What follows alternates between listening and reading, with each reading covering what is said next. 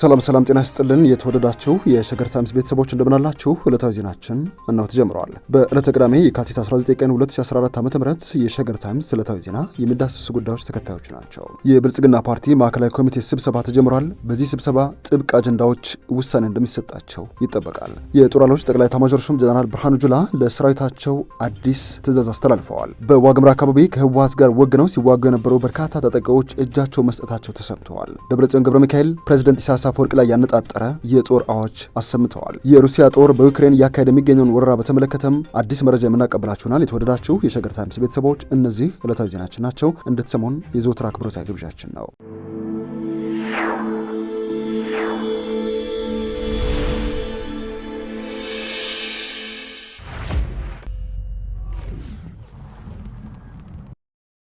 ወደ ዜናችን ዝርዝር አመራ። የብልጽግና ፓርቲ ማዕከላዊ ኮሚቴ ተጠባቂ ስብሰባ ዛሬ ተጀምሯል። ማዕከላዊ ኮሚቴው በተለያዩ ወሳኝ ሀገር አቀፍ አጀንዳዎችና የፓርቲ ስራዎች ላይ ተወያይቶ በቀጣይ ስለሚከናወኑ ተግባራት አቅጣጫ እንደሚሰጥ ፓርቲው አስታውቋል። የፓርቲው ስራ አስፈጻሚ ኮሚቴ ከቀናት በፊት ባካሄደው ስብሰባ በወሳኝ ሀገር አቀፍ አጀንዳዎችና የፓርቲ ስራዎች ላይ ተወያይቶ በቀጣይ ስለሚከናወኑ ተግባራት አቅጣጫ ማስቀመጡ ይታወሳል። የብልጽግና ማዕከላዊ ኮሚቴ ስብሰባ አዳዲስ የፓርቲውን አመራሮች ከመምረጥ ጀምሮ በርካታ ሀገር አቀፍ አጀንዳዎች ላይ እንደሚወሰንም ይጠበቃል።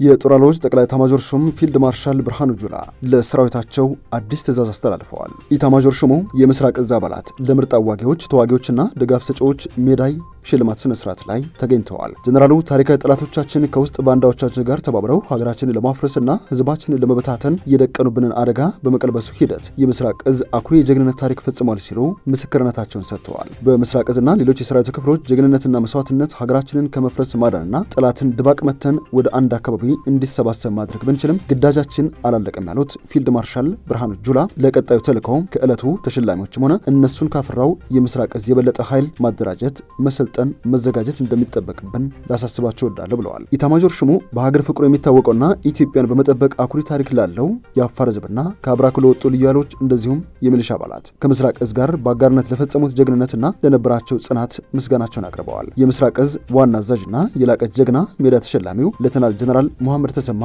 በበኩላቸው እዛቸው በተሰለፈባቸው ከራያ ተራራዎች በአማራና በአፋር ክልል ወረራ በፈጸመባቸው አካባቢዎች በጭፍራ፣ ካሳጊታ፣ ቡርቃ ዞብል ተራሮች በተደረጉ ውጊያዎች አንጸባራቂ ድል ማስመዝገቡን ተናግረዋል። ምስራቅ እዝ ግዳጁን በተወጣባቸው አካባቢዎች አስቸጋሪ ሆኖ የአየር ጸባይ፣ የመልክዓ ምድርና የጠላት ተለዋጭ ስልቶች ሳይበግረው ጠላትን በገባበት ገብቶ አዛብቶ መደብሰስ እድልን በመቀናጀት የጁንታው ከንቱ ምኞት ሀገሩንና ህዝቡን በማኩራት በሰዓት የተፈተነ ጀግና አመራርና አባላት ማፍራቱን አመላክተዋል። የምስራቅ እዝ ለድል መገኘት አስተዋጽኦ ላበረከቱ ለጀግና አዋጊዎች፣ ተዋጊዎች፣ የመስተዳድር አካላት፣ አጋር ክፍሎችና ግለሰቦችም የእውቅና ሽልማት መስጠቱን የሀገር መከላከያ ሰራዊት በማህበራዊ ትስስር ገጹ ላይ አስታውቋል።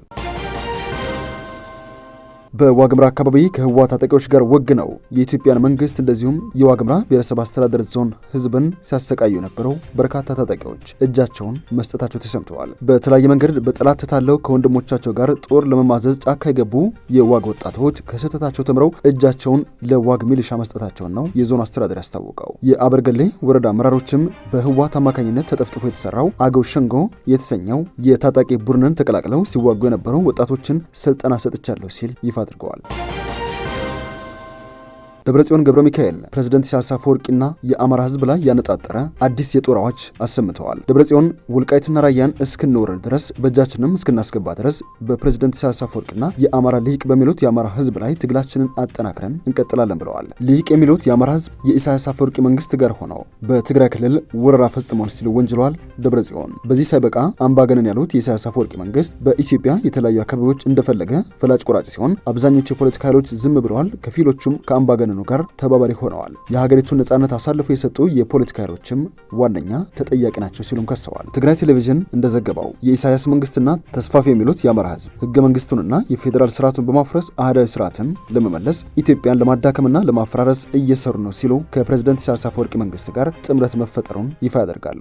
ዘወር ብለው ደግሞ ፕሬዝዳንት ኢሳያስ አፈወርቂ ኢትዮጵያ ለማፍረስ ይዳክራል፣ የአማራ ሊቅ ደግሞ የኢትዮጵያን አህዳዊ ስርዓት ለመመለስ የሚንቀሳቀስ በመሆኑ እርስ በርስ አይስማሙም፣ ዘለቄታዊ ጥምረታቸውም አይሳካም ብለዋል። በኤርትራ ይህን የሚባል ስራ አልሰራም ብለው የሚከሱት ፕሬዝዳንት ኢሳያስ አፈወርቂን የባንዲራ ፍቅር አለኝ እያለ ሀገሪቱን ለውጭ ወራሪ አሳልፎ ሰጥቷል በሚልም ከወነጀሉት የአማራ ሊቅ ጋር ተመሳሳይ የፖለቲካ ባህሪ አላቸውም ሲሉ ቀጥለዋል። ደብረጽዮን እነዚህ ኃይሎች ከወልቃይትና ባድመ አካባቢ እስካልወጡ ድረስ ህወሓት ጠላቶቹን እያሳደደ የጀመረውን ትግል አጠናክሮ ይቀጥላል ሲሉ አውጀዋል። ደብረጽዮን ፕሬዝዳንት ኢሳያስን በሶማሊያ ከሚንቀሳቀሱ አሸባሪዎች ግንኙነት ያለው በሱዳን በየመንና በኢትዮጵያ ችግር ፈጣሪ የሆኑ ቡድኖችን በማደራጀት በማሰልጠንና በማስታጠቅ ግጭቶችን መርቷል በሚልም ወንጅለዋቸዋል። በኢትዮጵያም እንዳሻው ጦሩን የሚያግዝ የሚያዋጋ ጦሩን ወደ ፈለገበት ቦታ የሚያሰማራ ኢኮኖሚ ላይ ጣልቃ እየገባ እንደፈለገ በሚያደርግበት ደረጃ ላይ ይገኛል ሲሉ ነው በይፋ የተናገሩት።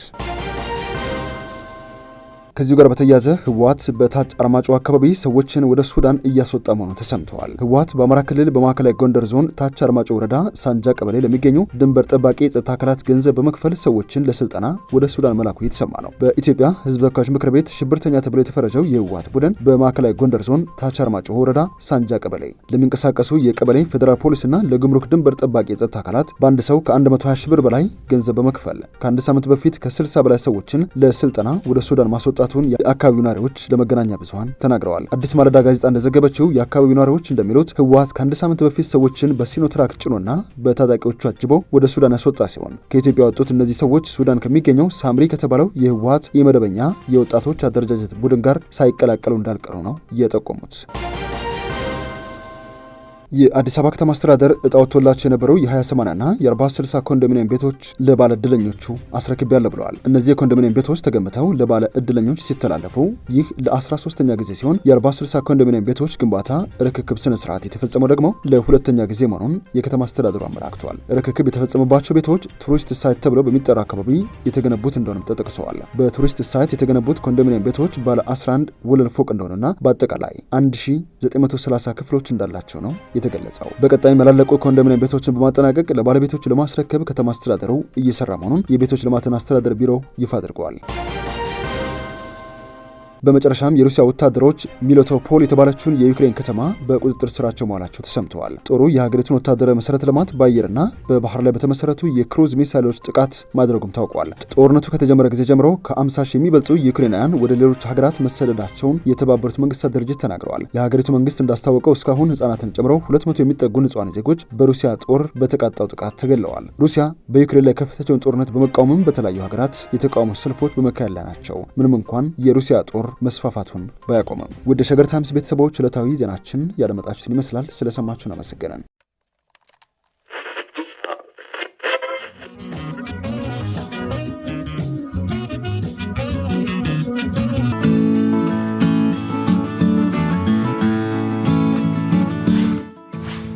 ሸገር ታይምስ ሚዲያን ሰብስክራይብ በማድረግና ደወሉን በመጫን ይከተሉን።